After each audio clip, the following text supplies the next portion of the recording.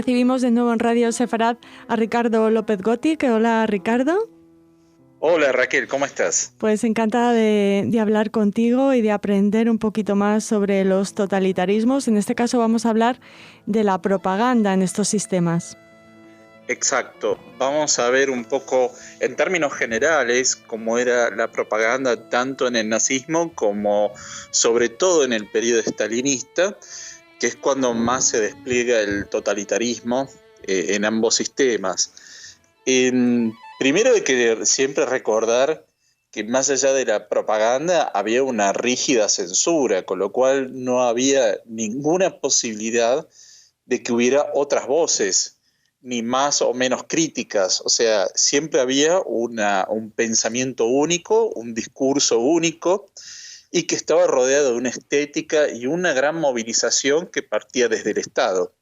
Con lo cual, el ciudadano común, la persona de a pie, de la calle, no tenía otra voz. Y lo único que recibía era esto, y que los medios de comunicación de la época también eran bastante reducidos.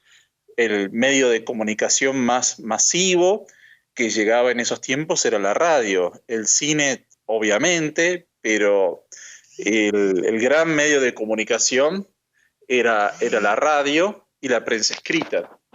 Bueno, teniendo en cuenta entonces que la tecnología de la comunicación era mucho más reducida que la de ahora y por lo tanto tampoco había muchas posibilidades de tener conocimiento desde otros medios externos a cada país, ya que la radio también se podía interferir, tengamos en cuenta que este pensamiento único siempre estaba sustentado por lo que se estimaba que era una ciencia.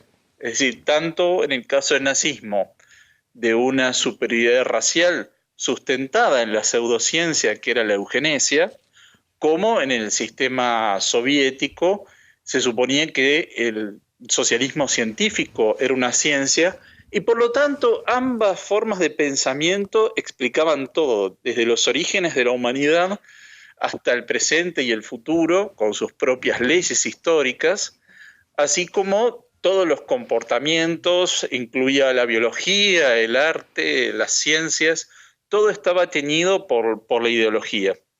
Entonces, ¿esto hasta dónde llegaba?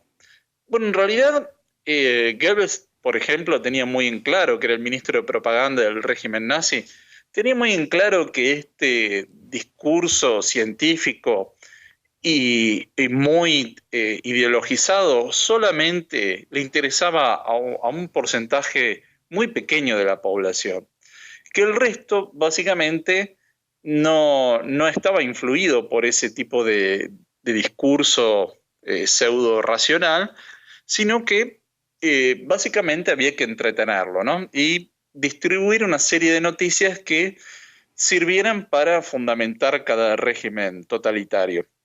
A esto también tenemos que agregarle que ambos sistemas tenían a su favor la posesión de un partido único, pero ese partido hacía grandes movilizaciones masivas con su propia estética, es decir, tanto el estalinismo como el nazismo tenían una estética muy particular, que tenían todo, desde las artes, la publicidad, el cine, todo estaba teñido por esa estética y que era una estética básicamente basada en una conducta heroica. Es decir, en ambos sistemas se heroizaba, se proclamaba como carácter de héroes, ya sea por un lado en el estalinismo a un proletariado, como en el caso del nazismo a la raza aria, que eran elevados a una categoría de suprahumanos. Y entonces esa movilización también estaba teñida de un espíritu colectivo que hacía que los individuos quisieran ser parte de ese espíritu colectivo, de ahí que estas movilizaciones fueran tan masivas. Y tenemos siempre presente la visión de esos estadios llenos en Nuremberg cuando se hacían los congresos del partido nazi, en los que las personas se manifestaba de una forma muy disciplinada, y esto en un contexto en donde había un solo discurso, una sola voz, bueno, hacía que muchas personas quisieran pertenecer a ese grupo para no sentirse completamente aislados en medio de lo que era una aceptación general. Puede ser una aceptación pasiva o activa, pero había una aceptación y no había ningún tipo de crítica. Al servicio de todo esto estaban los medios, como señalamos al comienzo. Uno es la prensa escrita, que era el gran medio, que sobre todo se difundió a partir del siglo XIX, la prensa escrita en forma masiva, pero esto también implicaba un ejercicio de la lectura. Y en realidad, si bien los medios escritos van a ser muy importantes y sobre todo van a ser una bajada de línea por parte de cada partido gobernante, el gran medio de comunicación masiva de estos regímenes totalitarios siempre va a ser la radio. La radio porque llegaba a una audiencia siempre mucho mayor que la prensa escrita y que apelaba a las emociones. El régimen nazi creó y distribuyó unas radios muy baratas para que todos los alemanes pudieran escuchar los discursos de Hitler, y algo muy interesante en el sentido de la propaganda es que en general las bajadas de línea ideológica siempre se hacían en un horario después del horario de trabajo, con lo cual no solo podían escucharlo muchos más alemanes, sino que además tenían las guardias bajas, es decir, aceptaban con mansedumbre lo que se les estaba diciendo después de un horario intenso de trabajo, con lo cual ya había, digamos, menos capacidad crítica para asumir lo que se decía. Y el otro gran tema era el cine. El cine que también tenía un gran contenido ideológico. Siempre tenemos presente los filmes de la UFA, de Leni ¿no? Riefenstahl. Sí.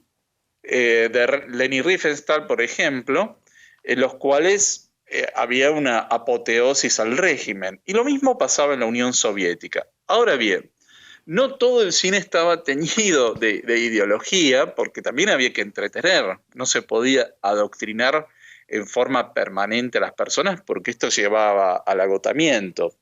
Entonces, a la par de este adoctrinamiento, había una producción llevada al entretenimiento. Es decir, para que las personas no pensaran demasiado, que se entretuvieran, que sintieran que estaba todo en orden, que había otro que pensaba por ellos, que había otro que actuaba por ellos y que cada régimen totalitario los cuidaba. Estos regímenes siempre apelaban no a la racionalidad, sino a la emoción, con lo cual toda la propaganda está teñida de emoción, ya sea desde la exaltación de aquellos que se estimaba como los protagonistas de cada régimen, la raza aria en el nazismo o el proletariado en el régimen soviético, y a través también de una serie de estereotipos. Es decir, había unas imágenes muy concretas que estereotipaban ya sea a quienes eran parte y a los otros, el enemigo. Porque acá también hay que tener en cuenta que no había matices, había o propios o enemigos, no había nada en el medio. Y la culpabilización de todos los errores siempre pasaba por el enemigo. Es decir, ya sea desde situaciones muy simples, como una baja en la producción, o una llegada tarde, o que los trenes arribaran tarde, todo eso no era error humano, sino que era culpa del enemigo. Siempre había un enemigo interno que estaba acechando para boicotear. Con lo cual, ¿esto qué generaba? También mecanismos de autocontrol totalitario, que esto va a ser un fenómeno en el cual va a haber una participación activa de la población. Es decir, para demostrar que uno es parte del sistema, había que encontrar enemigos. Y esto generaba el autocontrol totalitario, porque por un lado, las personas evitaban hacer críticas para no ser denunciadas y a su vez buscaban conductas en el entorno para denunciar a aquellos que estimaban como enemigos y de ese modo ganar el aprecio de la élite gobernante. Y a todo esto también hay que acompañarlo con que, como estos corrientes de pensamiento teóricamente tenían una base científica, esto también se volcaba hacia la educación. Es decir, la educación masiva primaria en los colegios, como también las universidades o las academias científicas. De modo que acá había un disciplinamiento a todas las corrientes de la ciencia en torno a un mismo sistema totalitario. Con lo cual, nuevamente, desde la biología, las ciencias duras, hasta las artes, las humanidades, todo estaba teñido por una ideología que lo explicaba. De modo que no había mucha forma de evadirse de esta propaganda, estaba siempre presente y era asimilada en forma pasiva por la población, ya que no había otra alternativa. Totalmente de acuerdo con lo que nos cuentas, y estaba pensando mientras te escuchaba en cuánto han aprendido, no sé, se me ocurre, por ejemplo, grupos terroristas como Hamas acerca de la propaganda nazi, por ejemplo. O sea, fueron maestros de muchos. Claramente, sí, digamos, hay un doble juego de intimidación y de buscar la aceptación pasiva a asimilarse. Es decir, nadie se anima a decir nada, un poco por el temor a no quedar afuera, ¿no? Esto juega mucho con un sentimiento muy humano, que es la necesidad de pertenecer al entorno, al grupo, ser aceptado. Con lo cual, si todos empiezan a decir lo mismo y actuar de la misma forma, nadie quiere ser el distinto porque queda afuera. Y en este caso, quedar afuera no solo era la soledad, sino era el castigo. Con lo cual, esto era parte. Y por otro lado, la necesidad de sentirse parte de un grupo que tiene una meta superior. Y eso fue muy importante en los años 30.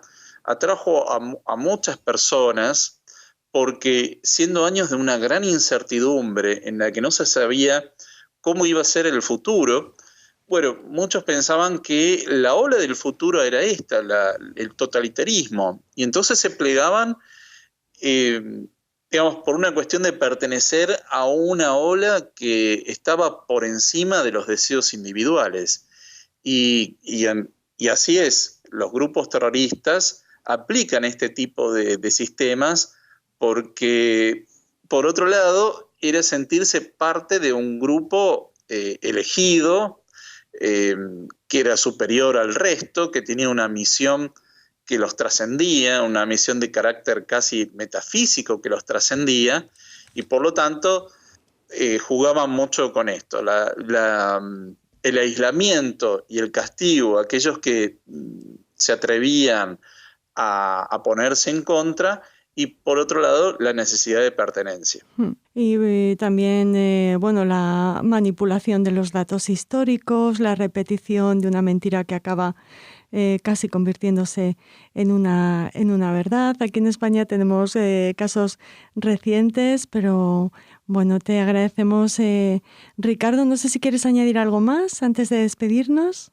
Me parece muy interesante lo que añadiste de la historia, porque se construyeron relatos históricos que no tenían ningún sustento ni en la documentación ni en nada parecido. Se forzaban esos datos, se anulaba todo lo que podía ir en contra, y esto era una forma también de, al manipular el pasado, manipulaba el presente y el futuro, que es lo que señalaba Orwell en 1984, que estudió muy bien los sistemas totalitarios, y en este caso, en el 1984, hacía referencia al estalinismo.